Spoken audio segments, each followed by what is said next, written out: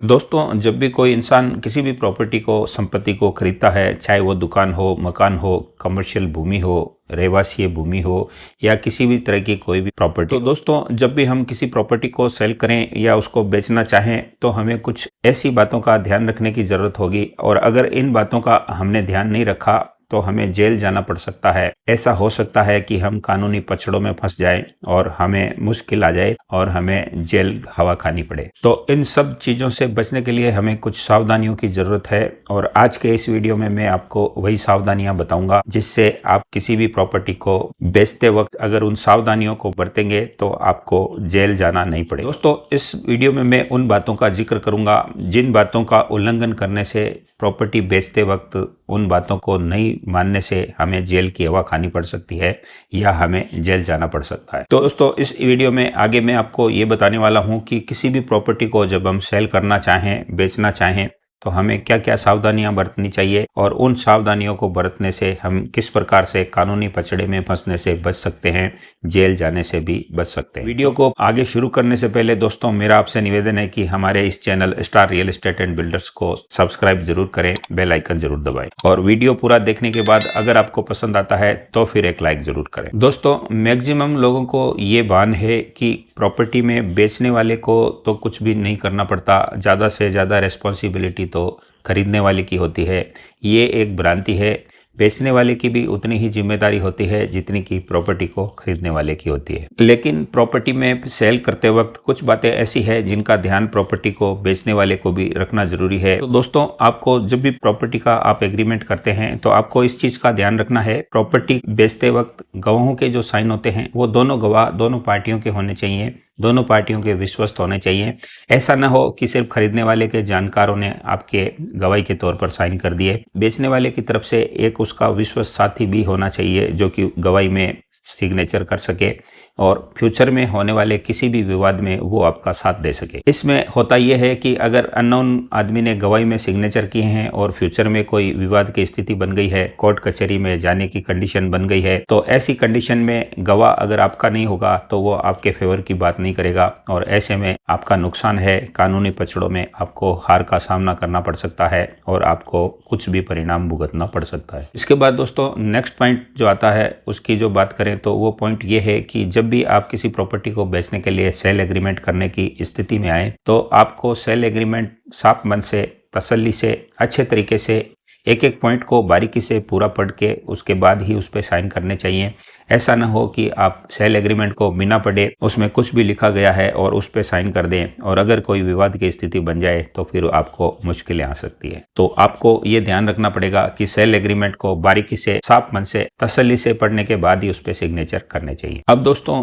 चूंकि ऑनलाइन का जमाना है और जब आप किसी प्रॉपर्टी को बेचते हैं तो खरीदने वाला ये चाहता है कि वो ज़्यादा से ज़्यादा पैसा आपको चेक से दे, अपने बैंक अकाउंट से दे। तो आपको ये ध्यान रखना है कि जो भी पैसा आप अपनी प्रॉपर्टी को बेचने के बदले ले रहे हैं तो उस पैसे को उस प्रॉपर्टी को खरीदने वाले के बैंक अकाउंट से ही लें। ऐसा ना हो कि वो किसी और के अकाउंट से आपको पैसा दे और फिर वो आप पैसा ले लें, तो आप मुश्किल में आ सकते हैं। तो आपको इस चीज का ध्यान रखना है। अब मान लीजिए कि अगर आपको खरीदने वाला चेक दे रहा है तो आपको स्पेशली ये ध्यान रखना है कि जिस आदमी को आपने प्रॉपर्टी बेची है, जिसके नाम से सेल एग्रीमेंट किया है, उसी के नाम का बैंक अकाउंट का चेक आपको लेना है। मान लीजिए वो आपको आरटीजीएस करा रहा है या किसी भी बैंक के माध्यम से ऑनलाइन आपके अकाउंट में पैसा ट्रांसफर करा रहा है, तो भी आपको इस बात का ध्यान रखना है कि वो अपने अकाउंट से आपको ट्रांसफर करे, न कि किसी और के अकाउंट से आपको ट्रांसफर। इसके अलावा हो सकता है कि वो आपको पे ऑर्डर दे दे या डीडी बना के दे दे। तो डीडी तो किसी के भी बैंक अकाउंट से बनाया जा सकता है,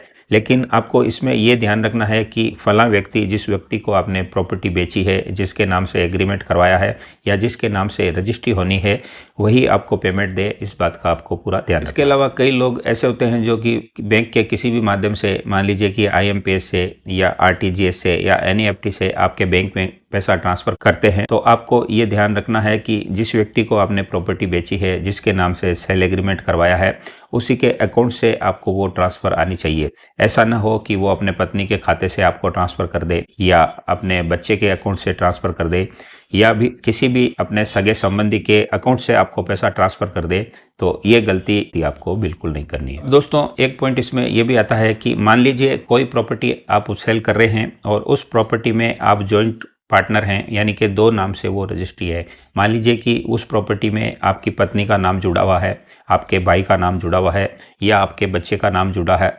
और उस प्रॉपर्टी के आप आधे आधे मालिक हैं, तो इसका सीधा सीधा ये मतलब है कि जॉइंट प्रॉपर्टी होने से आप उस प्रॉपर्टी के आधे मालिक हैं और आधा मालिक वो है जो आपकी जॉइंट प्रॉपर्टी में उसका नाम जुड़ा हुआ है। इसमें आपको ये ध्यान रखना है कि जॉइंट प्रॉपर्टी होने की वजह से, आधे मालिक आप होने की वजह से, अगर खरीदार उस प्रॉपर्टी को खरीद रहा है और ऑनलाइन पेमेंट आपको कर रहा है, तो आपको इस चीज़ का स्पेशली ध्यान रखना है कि आपको जितना भी पेमेंट आपको ऑनलाइन लेना है उसका आधा हिस्सा आपको अपने अकाउंट में लेना है और आधा हिस्सा उस अकाउंट में लेना है जो आपका आधा रजिस्ट्री होल्डर है, जो कि आपका हिस्सेदार है या आपकी प्रॉपर्टी में जिसका नाम है। यानी का ये मतलब है कि आपके जॉइंट रजिस्ट्री में दोनों के अगर नाम है तो जो भी पैसा ऑनलाइन आपके पास आएगा, खरीदार जो भी पैसा आपको पे करेगा, तो वो पैसा आधा आधा आपको दोनों के अकाउंट में लेना है। इसमें कई बार ये होता है कि आप अनजानेवश जॉइंट रजिस्ट्री होल्डर होने के बाद भी अकेले अपने अकाउंट में पैसा ले लेते हैं और जब दूसरे बेचने वाले को, यानी कि जॉइंट रजिस्ट्री होल्डर को जब इस बात का पता चलता है तो वो आप पे क्लेम कर सकता है। वो ये कह सकता है कि मुझे मेरा पैसा नहीं मिला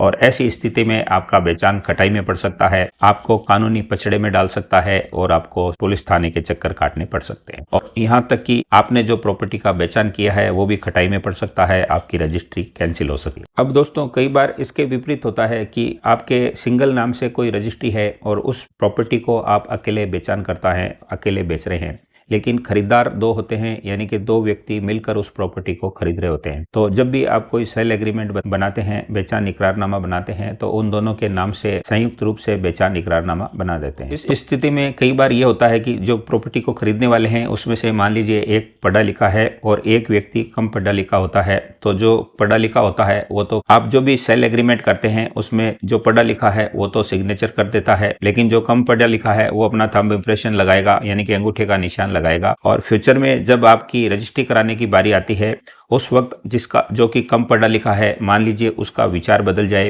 कि वो उस रजिस्ट्री में भागीदारी नहीं चाहे, यानी कि वो उस सौदे से हटना चाहे, तो आप उसमें मुश्किल में आ सकते हैं। उसका कारण मैं आपको बता दोस्तों, ऐसा होता है कि कोई ऐसी विवाद की कंडीशन खरीदारों में बन जाए और ऐसी स्थिति में जब वो मुकर जाए, जो कि जिसने अंगूठे का निशान लगाया है, एग्रीमेंट जो आपने सेल करने के लिए, प्रॉपर्टी बेचने के लिए किया है, वो खटाई में पड़ सकता है, विवाद की स्थिति बन सकती है। तो इससे बचने के लिए आपको करना ये चाहिए कि जब भी किसी दो व्यक्तियों को किसी भी प्रॉपर्टी को बेचने का इकरार करते हैं तो जो पढ़ा लिखा है उस पढ़े लिखे व्यक्ति के साथ आपको अलग से एक शपथ पत्र बनवा लेना चाहिए और उसमें ये लिख लेना चाहिए, उस फला व्यक्ति की तरफ से उसमें ये लिखा जाए कि हम दो लोगों ने इस प्रॉपर्टी को संयुक्त रूप से खरीदा है और इस प्रॉपर्टी को मैंने, जो कि मेरा भाई है या मेरा दोस्त है या जो भी व्यक्ति मेरे साथ रजिस्ट्री करवा रहा है, उस व्यक्ति को मैंने सारी शर्तें पढ़कर सुना दी हैं और वो सभी शर्तों में सहमत है और उसकी सहमति से ये सेल एग्रीमेंट बनाया जाए। ऐसी स्थिति में शपथ पत्र आपके पास होने की कंडीशन में इसमें कोई विवाद नहीं होगा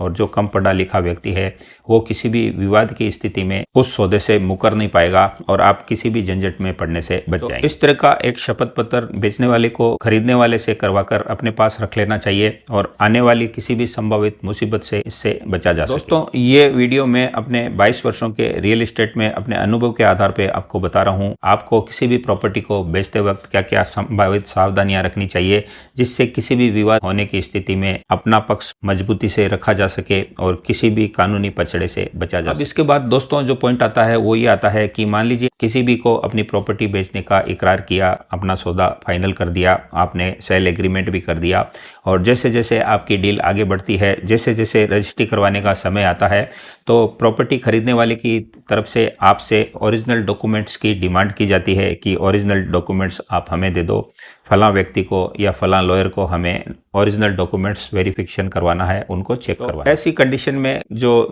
नासमझ होते हैं, जिनको समझ नहीं होती, वो ओरिजिनल प्रॉपर्टी के पेपर खरीदार को सुपुर्द कर देते हैं। किसी विवाद होने की स्थिति में वो इसमें बुरी तरह से फंस जाते हैं और फिर उनके पास पुलिस थाने जाने के अलावा कोई रास्ता नहीं बचता। तो इससे बचने का सटीक इलाज यही है कि किसी भी प्रॉपर्टी को खरीदने वाले को आप किसी भी तरह का ओरिजिनल डॉक्यूमेंट्स किसी भी सूरत में, किसी भी कंडीशन में बिल्कुल ना दें। और अगर ऐसी स्थिति बने कि किसी लॉयर को प्रॉपर्टी के पेपर चेक कराने की खरीदार बोले और ऐसी ज़रूरत पड़े कि प्रॉपर्टी के पेपर खरीदार को चेक करवाने ज़रूरी हैं, तो ऐसी स्थिति में आप ओरिजिनल पेपर्स अपने साथ खुद लेकर खरीदार के साथ जाकर लॉयर्स को पेपर को चेक कराकर वापस अपने पास लेकर आ जाएं। लेकिन किसी भी कंडीशन में ओरिजिनल दस्तावेज किसी भी व्यक्ति को किसी भी सूरत में आपको नहीं देने हैं, जब तक कि आपकी रजिस्ट्री न हो जाए, जब तक कि आपको प्रॉपर्टी बेचने के पूरे पैसे न मिले। इसके साथ साथ दोस्तों, जब भी आपकी डील फाइनल होती है, सेल एग्रीमेंट बनाया जाता है, तो प्रॉपर्टी के दस्तावेज की जीरोक्स खरीदार मांगता है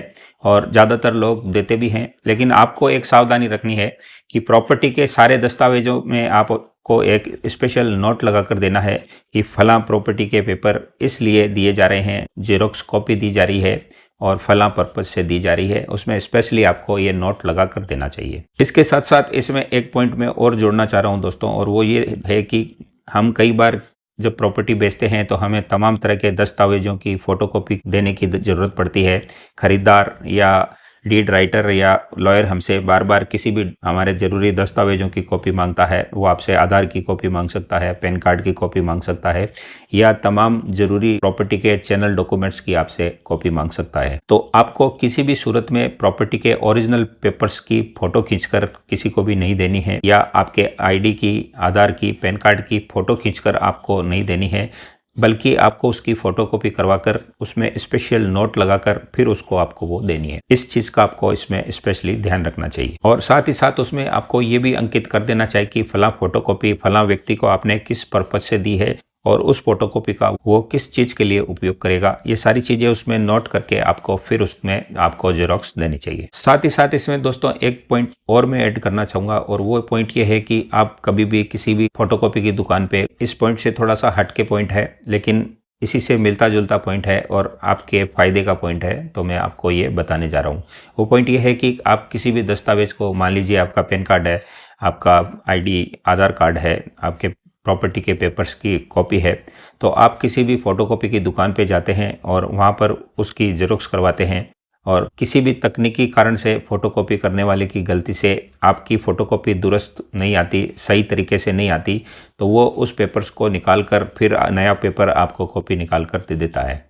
तो आपको इस चीज़ का ध्यान रखना है कि आपकी आईडी, आधार या किसी भी प्रॉपर्टी पेपर की जो कॉपी सही नहीं निकली है, उस कॉपी को आपको वहाँ पर यानी कि फ़ोटोकॉपी की दुकान पर नहीं छोड़ना है। हो सकता है फ़ोटोकॉपी करने वाला उस पेपर्स को किसी को भी दे दे, या उस पे दूसरे हिस्से में वो कॉपी निकाल कर दे दे और कोई उसका दुरुपयोग कर ले, तो वो आपके लिए मुश्किल भरा हो सकता है। तो आपको ये सावधानी भी जरूर रखनी है। दोस्तों, इस सब्जेक्ट पे मेरे टाइमलाइन पे पूर्व में भी एक वीडियो बनाया गया है। ये उसका अपडेटेड वर्जन है, यानी कि उसमें कुछ सुधार करके कुछ नए पॉइंट्स को जोड़कर बनाया गया है। तो उम्मीद करता हूँ जिस तरह से उस वीडियो पे मेरे 46-47 हज़ार व्यूज आए हैं, उसी तरह से इस वीडियो को भी आप पसंद करेंगे। अब दोस्तों, एक पॉइंट ये आता है कि मान लीजिए आपने किसी प्रॉपर्टी को बेचने का इकरार किया है और सेल एग्रीमेंट भी बना दिया है, और फलां व्यक्ति से आपने 1 लाख रुपए एडवांस भी ले लिए हैं, और आने वाले समय में जैसे जैसे आपकी डील आगे बढ़ती है, अकस्मात खरीदार जिसने प्रॉपर्टी को खरीदा है उसकी अचानक से मृत्यु हो जाती है, डेथ हो जाती है, और उसके बाद जब आप उनके वारिसों से उस डिमांड करते हैं, यानी कि बकाया पैसा मांगते हैं, तो उनको तो ये पता ही नहीं होता कि जिनकी डेथ हुई है उन्होंने आपसे कोई बेचान इकरार किया था, कोई संपत्ति खरीदी थी, या किसी भी तरह की कोई पेश की अमाउंट दिया था। इस बात का उन्हें पता ही नहीं होता है। और अनजाने में जब आप उस प्रॉपर्टी को किसी और को सेल करने की कोशिश करते हैं, और बाद में जब उन लोगों को पता पड़ता है कि फला प्रॉपर्टी को हमारे पिताजी ने खरीदा था, उसके एडवांस पैसे भी दिए थे, तो वो उस पर आपत्ति लगा देते हैं, पुलिस में FIR दर्ज करवा देते हैं। और ऐसी कंडीशन में अगर आप उस प्रॉपर्टी को किसी और को सेल करते हैं तो आप मुश्किल में आ सकते हैं। आप पे FIR दर्ज हो सकती है, आप पे धोखाधड़ी का केस हो सकता है आपको गिरफ्तार कर लिया जाए, आपको जेल में डाल दिया जाए। तो इससे बचने के लिए जब भी आप किसी प्रॉपर्टी को बेचें और कोई सेल एग्रीमेंट करें, तो उसमें आपको कुछ स्पेशल पॉइंट्स भी ऐड करवा देने चाहिए। उसमें जो स्पेशल पॉइंट्स आपको ऐड करने हैं, उसमें आपको ये चीज़ ऐड करवा देनी चाहिए कि फला प्रॉपर्टी का कितने में सौदा हुआ है, उसका बकाया पेमेंट देने की तारीख कितनी है, यानी कि वो बकाया पेमेंट कितनी अवधि में देगा, और अगर उस अवधि में वो पेमेंट को नहीं दे पाता है तो एडवांस दिया हुआ पैसा उसका क्या होगा। और इसके साथ जो स्पेशल नोट आपको लगाना चाहिए वो ये लगाना चाहिए कि जो प्रॉपर्टी खरीद रहा है उसमें उसका एक उत्तराधिकारी का नाम भी दे देना चाहिए कि अकस्मात किसी तरह की कोई घटना हो जाती है या खरीदार की मृत्यु हो जाती है, तो उसका उत्तराधिकारी उस डील को कंप्लीट करेगा और यानी कि उसका बकाया पैसा उसका वो फला उत्तराधिकारी पे करेगा। तो इस तरह से कुछ स्पेशल पॉइंट्स अगर आप एग्रीमेंट में ऐड कर देंगे तो संभावित मुश्किलों से आप बच सकते हैं, कानूनी पचड़ों से भी बच सकेंगे। इसके अलावा दोस्तों एक पॉइंट ये आता है कि जब भी कोई प्रॉपर्टी आप बेचते हैं और खरीदने वाला किसी बैंक से लोन लेकर आपको पेमेंट चुकता करता है तो वो उसमें स्पेशली ये लिखाता है कि इतना रुपया इतने टाइम बाद में बैंक से लोन लेकर करूंगा। अब किसी टेक्निकल कमी की वजह से या किसी भी कारण से उसका बैंक लोन नहीं होता है तो फिर आपकी डील खतरे में पड़ जाएगी और न आपको वो पैसा मिलेगा। तो ऐसी कंडीशन में जब खरीदार का बैंक लोन नहीं होता है, कई कानूनी मुश्किलें आ सकती है, किसी टेक्निकल कारण से उसका बैंक लोन नहीं हो सकता है। तो अगर ऐसी कंडीशन में आपने लिखकर अगर बैंक एग्रीमेंट साइन कर दिया तो न तो आपको वो पैसा मिलेगा, न उस पार्टी को बैंक लोन होगा और न उस प्रॉपर्टी को आप किसी और को बेच सकेंगे। तो इस प्रकार से आप उस प्रॉपर्टी को बेचकर मुश्किल मोल ले लेंगे, एक मुसीबत में फंस जाएंगे। तो आपको किसी भी बैंक की कंडीशन पे साइन करने से पहले 1000 बार सोचकर कानूनी राय लेकर फिर उस पे साइन करने चाहिए। और उसमें स्पेशली आपको ये जरूर लिख देना चाहिए कि इतने टाइम में बैंक का लोन नहीं हुआ तो ये डील कैंसिल हो जाएगी और जो भी एडवांस पैसा दिया गया है वो खाया पिया हो जाएगा, वापस से रिटर्न नहीं किया जाएगा और बेचने वाला उस प्रॉपर्टी को किसी और को बेच सकता है। और बेचने वाला यानी कि जो प्रॉपर्टी को बेच रहा है वो उस प्रॉपर्टी को बेचने के लिए स्वतंत्र रहेगा, इतने टाइम बाद वो किसी को भी उस प्रॉपर्टी को बेच सकेगा। अब दोस्तों एक पेचीदा स्थिति तब हो सकती है जब आप किसी प्रॉपर्टी को बेचने के बाद उसकी रजिस्ट्री कराने के लिए जाएंगे। आपने फला व्यक्ति को रजिस्ट्री बेचने के लिए सेल एग्रीमेंट कर दिया है। मान लीजिए किसी 2 व्यक्तियों के नाम से उस रजिस्ट्री को होना है और 2 व्यक्तियों के नाम से आपने सेल एग्रीमेंट करके दिया था और अब दोनों के नाम से ही रजिस्ट्री होनी है। तो सारी औपचारिकताएं पूरी करने के बाद जब रजिस्ट्री ऑफिस में आप उस प्रॉपर्टी की रजिस्ट्री कराने जाते हैं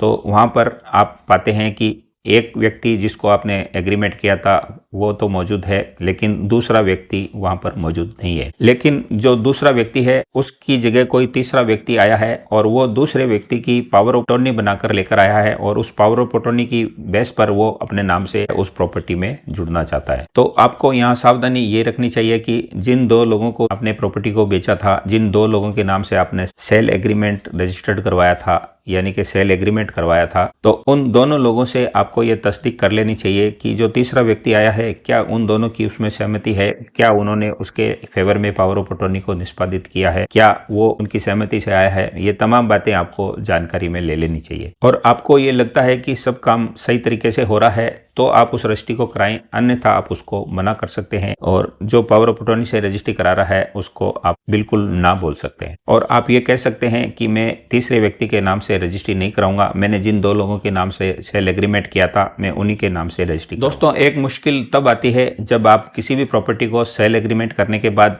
फला व्यक्ति के नाम से रजिस्ट्री भी करा देते हैं, उसको कब्जा भी सुपुर्द कर देते हैं, अपना पैसा भी ले लेते हैं, लेकिन उसके बाद भी आपके साथ मुश्किल हो सकती है, आपके साथ धोखाधड़ी का केस लग सकता है, आपको जेल जाना पड़ सकता है। और वो कारण होता है कि जब भी आप फला व्यक्ति को प्रॉपर्टी के पेपर सुपुर्द करते हैं